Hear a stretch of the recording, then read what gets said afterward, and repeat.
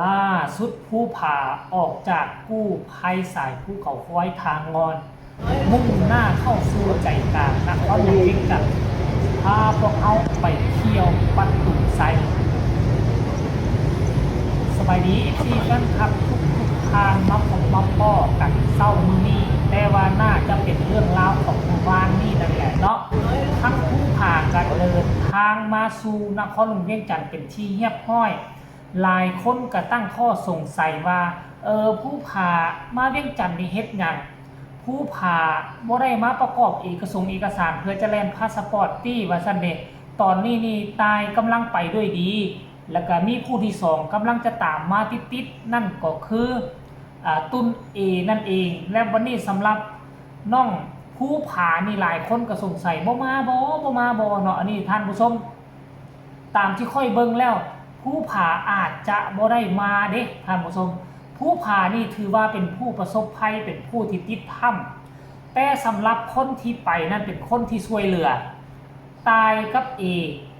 แล้วก็กับน้องอ้วน3คนนี่เป็นอาสาสมัครกู้ภัยเป็นผู้ที่ช่วยเหลือเอาน้องผู้ผ่าออกมาได้อันนี้ค่อยก็บ่แน่ใจขั้นท่าก่อนแล้วนี่ว่าผู้ผ่าจะตัดสินใจเป็นกู้ภัยนี่ก็บ่มีผู้ใดห้ามแต่ว่าเบิ่งแล้วหลายครั้งต่อหลายคราเห็นการเคลื่อนไหวของผู้ผ่าลงมาเวียงจันทน์แล้วบ่เห็นเราเว้าเรื่องเกี่ยวข้องกับจะไปเป็นกู้ภัยจะไปแล่นเอกสารเลยทุกครั้งที่เรามานี่เราก็สิมาหาเวียกเฮ็ดงานทำต่างๆนานานี่แหละเพราะว่าน่าจะมีคนที่ขายเครื่องออนไลน์สนใจผู้ผ่าเราดูเราก็คงจะมาเดินเส้นทางใหม่ท่านผู้ชมแต่ถามว่าเส้นทางเก่าที่เรามีอยู่นั่นก็คือการไปขับรถแบคโฮนี่ถามว่าเงินเดือนพอกินบ่ค่อยกล้าเว้าได้เลยว่าพอกินคนอยู่บ้านนอกคอกนาอะไรเงินเดือนฉันมันพอกิน100%ขับรถแบคโฮน่ะเพราะว่าค่อยมีหมู่คนนึงเราก็ไปขับรถแบคโฮเฮ็ดโครงการตัดทางใหม่เงินเดือนเราก็เป็น10กว่าล้านกีบแล้วถามว่า10กว่าล้านกีบอยู่บ้านเฮานี่พอกินบ่พอกิน100%ถึงแม้ว่าเงินจะเฟ้อสินค้าจะแพงเงินเดือนระดับ10ล้านต้นๆนี่พอกินแน่นอนแต่ก็น่าจะเป็นเพราะว่าเราเป็นผู้ประสบภัยเราเป็นคนที่ติดถ้ำเราอาจจะบ่อยากอยู่จุดนั้นเราอาจจะบ่อยากอยู่ม่องที่ภาพเดิมๆจิตใจของเรานี่ยังออกจากเหตุการณ์นั้นบ่ทันได้เธอหรือบ่เราจึงอยากออกมาเปิดหูเปิดตามาเห็นตึกสูงมาเห็นถนนหนทางที่ดีอยู่ในเมืองใหญ่มาเห็นผู้คนที่แตกต่างอยากมาเห็นไฟแสงสีเพื่ออยากให้ใจนั้นน่ะลาออกจากจุดนั้นให้ได้ตามที่ค่อยคิดน่าจะเป็นแบบนี้หรือบ่เนาะเฮาก็ต้องปล่อยเวลาให้ทั้งผู้ผ่าเพิ่นปล่อยเวลาให้ผู้ผ่าเพิ่นได้ระบายอารมณ์ทางจิตใจก่อนให้สังคมให้ไฟแสงสีคับกรอมจิตใจเพื่อให้เราลืมบางสิ่งบางอย่างอยู่ในเมืองล่องแจ้งหันสากรเนาะเพราะว่าผู้ผ่าอยู่ในช่วงเสียใจเราเสียใจที่บ่สามารถช่วย2คนนั้นออกมาได้เนาะเวลาค่ำคืนที่เราคับตะรับอดตะรับคับตะนอนล่ะเรายังคิดละเมอเพ้อฝันว่าเราจะไปแลกเอา2คนนั้นออกมา2คนนั้นมีครอบมีครัวเราเป็นคนโสดเราอยากไปตุยแทน2คนนั้นให้2คนนั้นออกมาอยู่กับครอบกับครัวกับลูกกับเต้าอันนี้คือสิ่งที่เราคิดสิ่งที่เราฝันในแต่ละค่ำแต่ละคืนเรื่องราวจะเป็นแนวใดสีหน้าท่าทางจะมีความสุขขนาดใดเราไปเห็นประตูไซน่าจะเป็นครั้งแรกให้ทุกคนไปส้มคลิปนี้น้ำกันเลยทุกคน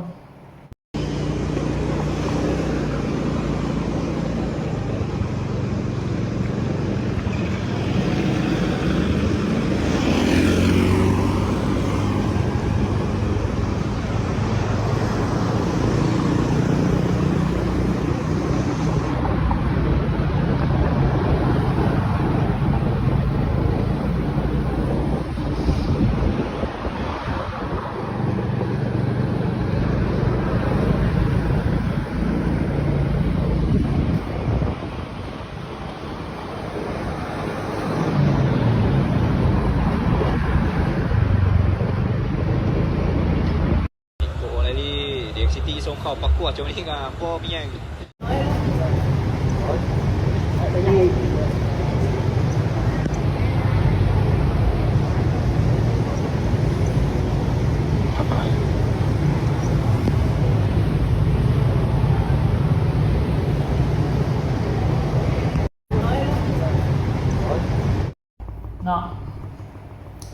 ใดเคยอยู่จุดนี้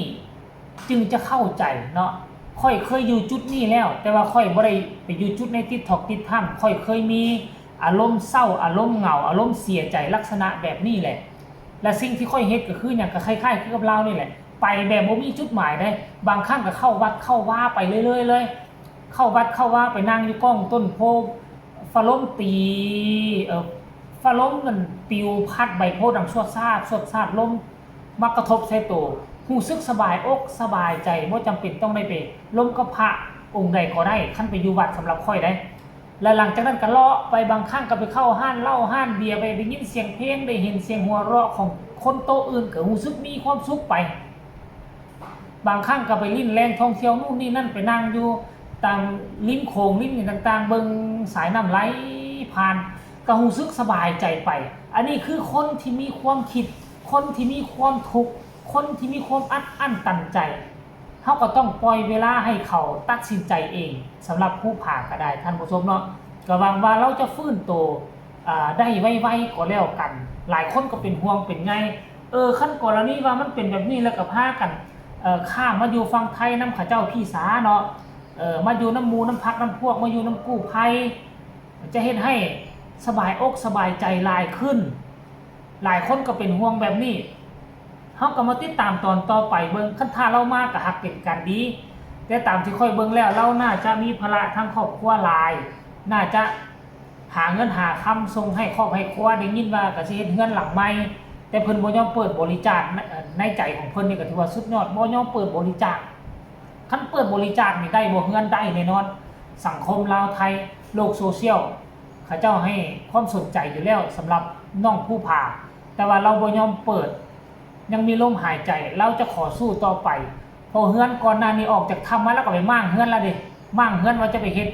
เงินหลังใหม่แต่ว่ามั่างแล้วแต่ว่าเงินบ่มีไปมั่างก่อนแม่เราก็ยังจมอยู่ในแม่เราก็ได้แทนที่จะหาเงินหาค้ำได้แล้วพอแล้วจึงมั่างอันนี้มั่างแต่เดี๋ยวนี้ไว้บัดพอกับแม่สิอยู่จังได๋ฝาเงินบ่มีเลยท่านผู้ชมเอ้ยเนาะอันนี้ก็คือเรื่องราวของผู้พาหลายคนแนะนำให้ติดตามก็ติดตามให้ละเด้อเมื่อวานนี่ก็เมื่อก่อนคลิปนึงเมื่อวานนี่คลิปนึงมื้อนี้มีอีกคลิปนึงคลิปแรกตอนเช้าๆก็หวังว่าทุกคนจะเพิ่งพอใจจะกดไลค์กดแชร์เพื่อเป็นการสนับสนุนช่อง YouTube ของค่อยก็แล้วกันเด้อใครอยากส่งกำลังแห่งใจให้ทางผู้พากระส่งมาได้ทางใต้คอมเมนต์สำหรับคลิปนี้ขอลาทานผู้ชมไปเพียงสำนีก่อนสบายดี